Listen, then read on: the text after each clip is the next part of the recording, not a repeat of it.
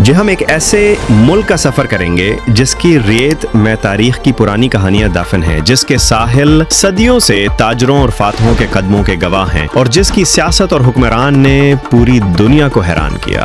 جی ہاں، میں بات کر رہا ہوں لیبیا کی۔ اس ویڈیو میں میں آپ کو لیبیا کے ایسے حقائق بتاؤں گا جو شاید آپ نے پہلے کبھی نہ سنے ہوں۔ آپ جانیں گے کہ آخر معمر قذافی کون تھے، کل لیبیا کا ماحول کیسا ہے، رات کے وقت کون کون سے کام یہاں ہوتے ہیں، یہاں کی حسین و جمیل پیاری لڑکیاں یہاں کیا کام کر رہی ہیں، ان کی شادیاں کیسے ہوتی ہیں۔ قذافی جب اٹلی گیا تو وہ نے پیاری پیاری بھری ہوئی جسموں والی لڑکیوں کو بلوانے کی کیوں ڈیمانڈ کی، یہ اپنے باڈی گارڈز میں لڑکیوں کو ہی کیوں چنتا تھا، اور جب یہ مر گیا تو اس کی پرسنل باڈی گارڈ نے اس کے بارے میں جو بتایا وہ آپ کو حیران کر دے گا۔ یہاں کیسے دنیا بھر کے لوگ آ کر عیاشیاں کرتے ہیں، اور یہاں کی لڑکیاں اپنے ملک کو چھوڑ کر دوسرے ملکوں کے مردوں پر کیوں مرتی ہیں۔ ان کے دور حکومت میں لیبیا کیسا تھا، اور مشہور اینکر اریانا فلاسی کے ساتھ قذافی نے کیسا رویہ اختیار کیا، یہ سب اور بھی بہت کچھ آج آپ کو معلوم ہوگا، اس لیے ویڈیو کو آخر تک ضرور دیکھیں، اور اگر آپ نئے ہیں تو چینل کو سبسکرائب کریں اور بیل آئیکن دبائیں تاکہ ہر نئی ویڈیو آپ تک بر وقت پہنچ سکے۔ اب بات کرتے ہیں لیبیا کی۔ باضابطہ طور پر اسے اسٹیٹ آف لیبیا کہا جاتا ہے۔ یہ شمالی افریقہ کے مغربی حصے میں واقع ایک اہم ملک ہے۔ اس کی سرحدیں کئی ممالک سے جڑتی ہیں، شمال میں بحیر روم، مشرق میں مصر، جنوب مشرق میں سوڈان، جنوب میں چاڈ، جنوب مغرب میں نائجر، مغرب میں الجزائر اور شمال مغرب میں تیونس۔ یوں لیبیا اپنی جغرافیائی حیثیت سے مختلف خطوں کو جوڑنے والا ملک ہے۔ یہ ملک رقبے کے اعتبار سے دنیا کا 16واں بڑا ملک ہے، جس کا رقبہ 17,59,541 مربع کلومیٹر ہے۔ لیکن دلچسپ بات یہ ہے کہ اتنی بڑی زمین پر آبادی بہت کم ہے۔ آج کے وقت میں لیبیا کی کل آبادی تقریباً 15 ملین یعنی 1.5 کروڑ کے قریب۔ اس آبادی میں مردوں کی تعداد زیادہ ہے جو لگ بھگ 52% بنتی ہے، جبکہ عورتوں کی شرح 49% کے قریب ہے۔ یوں لیبیا کی آبادی میں مرد اور عورتوں کی تقسیم تقریباً متوازن ہے، البتہ مردوں کی تعداد عورتوں کے مقابلے میں معمولی سی زیادہ۔ تھرابلس جو سب سے بڑا اور اہم شہر بھی ہے، تھرابلس کو آپ لیبیا کی پہچان کہہ سکتے ہیں۔ یہ شہر ایک طرف صدیوں پرانے آثار قدیمہ کو سمیٹے ہوئے ہے اور دوسری طرف جدید عمارتوں اور صنعتی مرکز کے طور پر جانا جاتا ہے۔ یہ لیبیا کی سب سے بڑی بندرگاہ اور تجارتی مرکز ہے، اور اسی شہر میں یونیورسٹی آف تھرابلس بھی قائم ہے۔ لیکن سب سے زیادہ جس چیز نے تھرابلس کو دنیا بھر میں شہرت دی وہ ہے باب العزیزیہ بیرکس، وہی مقام جہاں کرنل معمر قذافی نے رہائش رکھی اور طویل عرصے تک حکومت کی۔ یہی وہ جگہ تھی جہاں سے قذافی نے نہ صرف لیبیا بلکہ پوری دنیا کو حیران کرنے والے فیصلے کیے۔ لیبیا کی قومی زبان عربی ہے، مگر یہاں کے لوگ عام عربی نہیں بولتے بلکہ ایک خاص لہجے اور منفرد تلفظ کے ساتھ لیبین عربی استعمال کرتے ہیں۔ یہی وجہ ہے کہ لیبیا کی گفتگو دوسرے عرب ممالک سے ذرا ہٹ کر محسوس ہوتی ہے۔ یہ زبان نہ صرف ان کی پہچان ہے بلکہ ان کی ثقافت اور شناخت کا حصہ بھی ہے۔ آج کل لیبیا کا ماحول دن کے وقت تو ایک عام مشرقی ملک جیسا لگتا ہے، مگر رات کی تاریکی اترتے ہی اس کی گلیوں اور بازاروں میں ایک الگ ہی دنیا جاگ اٹھتی ہے۔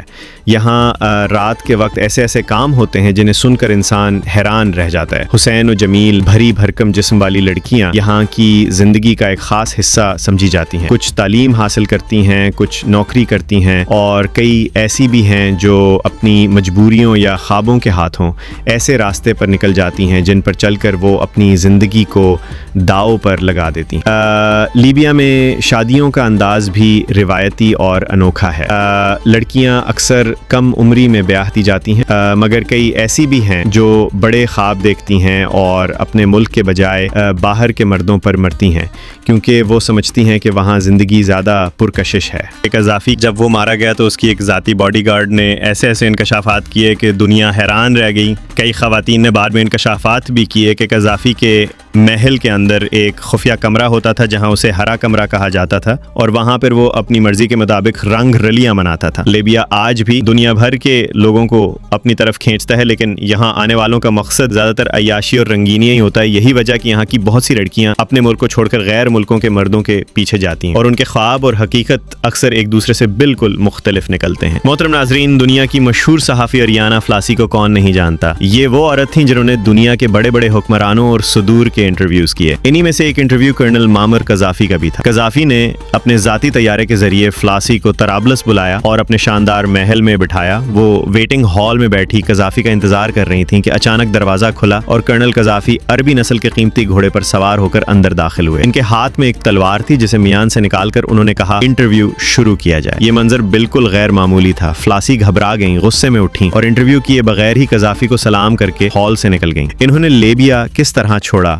یہ کہانی میں آپ کو ایک الگ ڈاکیومنٹری میں ضرور سناؤں گا جو بے حد دلچسپ ہوگی. لیبیا کا قومی مذہب اسلام ہے اور یہاں کی 97% آبادی مسلمان ہے جبکہ باقی 3% لوگ دیگر مذاہب سے تعلق رکھتے ہیں. لیبیا کی کرنسی لیبن دینار کہلاتی ہے اور اس کی قدر خطے کی دوسری کرنسیوں کے مقابلے میں کافی نمایاں ہے. موجودہ شرح کے مطابق ایک لیبن دینار تقریباً 52 پاکستانی روپے اور 16 بھارتی روپے کے برابر ہے جو اس کرنسی کو خطے میں ایک مضبوط مقام دیتا ہے. کرنل قذافی ایک نہایت ذہین اور شاطر حکمران تھے. ان کے دور میں مشہور عربی چینل الجزیرہ نے لیبیا پر ایک ڈاکیومنٹری بنائی. قذافی نے کوشش کی کہ یہ فلم نشر نہ ہو مگر الجزیرہ نے ان کا حکم ماننے سے انکار کر دیا. قذافی نے قطر کے شہزادے شیخ حمد بن جاسم پر دباؤ بھی ڈالا مگر اس نے بھی صاف انکار کر دیا. آخرکار وہ دن آ گیا جب فلم نشر ہونا تھی. پورے ملک میں عوام نے اپنی دکانیں بند کر دی اور ٹیلی ویژن کے سامنے بیٹھ گئے. لیکن جیسے ہی نشریات شروع ہوئیں قذافی کے حکم پر پورے ملک کی بجلی بند کر دی گئی. بلیک آؤٹ اس وقت تک جاری رہا جب تک فلم مکمل نہ ہو. قذافی وہ عرب رہنما تھے جن کے سر پھرے فیصلوں سے دنیا کانپتی تھی. وہ 40 برس پہلے شاہ ادریس کے خلاف بغاوت کر کے اقتدار میں آئے اور حیرت انگیز طور پر اس بغاوت میں ایک بھی جان ضائع نہیں ہوئی. معمر قذافی شہر سرت کے قریب ایک صحرائی علاقے میں پیدا ہوئے. یہ شخص غیر معمولی صلاحیتوں کا مالک. قذافی جب بھی بیرون ملک جاتے تو اپنا شاہی خیمہ ضرور ساتھ لے جاتے تاکہ عرب کلچر کی نمائندگی ہو. یہاں تک کہ اونٹ بھی ساتھ لے جاتے اور خیمے کے باہر باندھ دیتے. جتنے دن قیام ہوتا خیمہ اور اونٹ اسی شان سے کھڑے رہتے. 1988 میں ایک واقعہ پیش آیا جب 21 دسمبر کو امریکن ایئر ویز کا جہاز تباہ کر دیا گیا. یہ سانحہ لیبین ایئر لائن کے سربراہ عبد الباسط المگرانی سے منسوب کیا گیا. اس حادثے میں 270 بے گناہ افراد ہلاک ہوئے. اس کے بعد لیبیا پر سخت پابندیاں عائد کر دی گئیں جو سن 1999 تک جاری رہیں.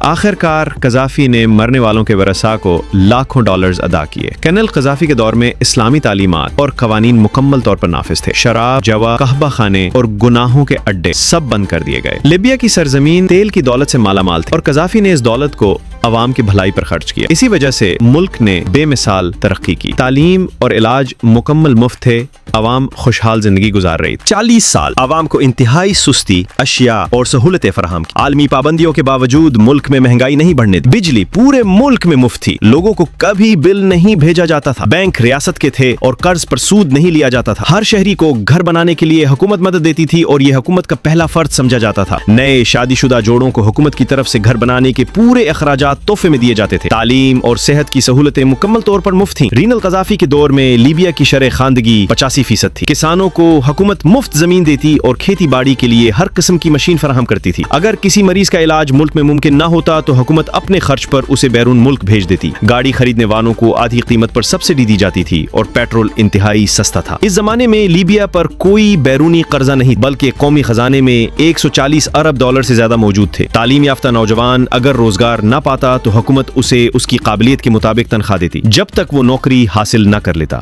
محترم ناظرین، قذافی کے دور میں لیبیا کے عوام دنیا میں سب سے زیادہ آمدنی والے لوگوں میں شمار ہوتے تھے. آج بھی لیبیا کی فی کس آمدنی 24,381 ڈالر جو پاکستانی 6,82,022 روپے اور بھارتی 20,27,617 روپے کے برابر بنتی. پورے ملک میں شاندار سڑکیں بنی ہوئی ہیں. ڈرائیونگ دائیں طرف ہوتی ہے اور بس ٹرانسپورٹر ٹیکسی کا نظام بہترین ہے. قذافی کے زمانے میں غربت کا نام و نشان نہیں تھا لیکن آج لاکھوں گھرانے خط غربت سے نیچے زندگی گزارنے پر مجبور. قذافی کے دور میں ہر بچے کی پیدائش پر والدین کو $5,000 دیے جاتے تھے تاکہ وہ بچے کی اچھی پرورش کریں. قذافی صرف لیبیا تک محدود نہیں تھے. انہوں نے پاکستان کو بھی مشکل وقت میں سپورٹ کیا. دفاعی پروگرام کے آغاز پر پاکستان کو کسی طرف سے مدد نہ ملی مگر قذافی نے $100 ملین عطیہ دیے. اسی سرمایے سے پاکستان نے اپنا دفاعی پروگرام شروع کیا. قذافی ہمیشہ چاہتے تھے کہ مسلم ممالک اکٹھے ہو کر ایک مضبوط بلاک بنائیں. کبھی وہ عرب ممالک کو ساتھ لانے کی کوشش کرتے کبھی افریقی ممالک مگر अफसोस मुसलमान मुल्क एक होने के बजाय आपस में ही लड़ने लगे और तनकीद करने लगे। रनल कज़ाफ़ी दुनिया के वो वाहिद लीडर थे